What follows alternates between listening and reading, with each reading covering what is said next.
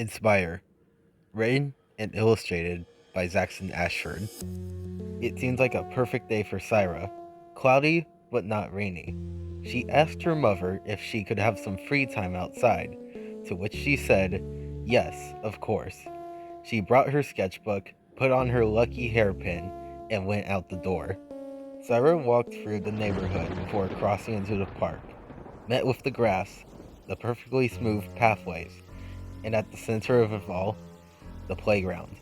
Shiny, empty, cold, ready for any child to have fun with it. She would sit down on a firm wooden bench, admiring the view before opening up her sketchbook and working on a drawing of her family. She's worked on this exact drawing for months, ever since her big brother passed. She wanted to make it as part of the memorial that the family made for him, and she wanted it to be the best drawing she's ever made. Unfortunately, it would begin to rain hard. Cyra, quick in her panic, rushed to the park's bathroom to keep herself and the drawing dry. She would scan through the drawing, thinking it was okay, only to see a big, wet spot where her brother's face was. Cyra froze at the scene, hearing her own breath change pace, her heart stinging like that of a honeybee's to the neck. She would put it on top of a light, hoping it would dry out and she could fix it, before deciding to look at the mirror to fix herself up, before seeing a figure behind her, about to grab her arm. It was Despon. She looked behind her to see nothing but the empty stall doors, feel nothing but the still air, hear nothing but her own exploding heart. Through many therapy sessions prior to the day, Cyra learned Despon is the mental figurant of her own depression after her brother left. Every time they appeared, poor Cyra seemed to go paranoid and scared. Why? Why do you come back? Why do you come back to scare me?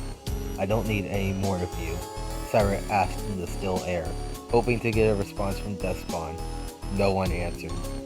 After a bit of waiting for the paper to dry, she decided to go buy an umbrella and jacket from a small thrift shop, before sitting back on the bench below the tree, going back to that special drawing.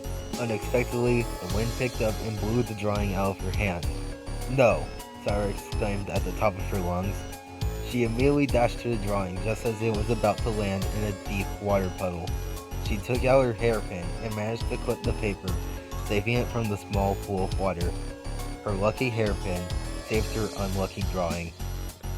Cyra made a haste to the bathroom to dry it once more. It was nearly ruined. She heard her heart race once more. Despon.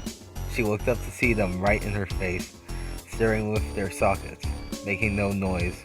Cyra was going to break. She yelled at them. How can I make you go away? Just when she thought she should give up, her mind cleared, and she saw a way to fix the drawing. The light between the outside sky and the LEDs above the mirrors made the faded lines look beautiful. She remembered her brother was an artist who used oil pastels to fill in faded line work. Maybe she could do the same thing. In that stroke of creativity, Despon vanished, and Cyra felt relief for the first time in a while. She bought some oil pastels and got to work, coloring in between the lines, before placing the drawing on the memorial. It's beautiful, Cyra. How did you learn to use oil pastels for the faded lines? Her mother said. Cyra replied with a soft smile. I was inspired.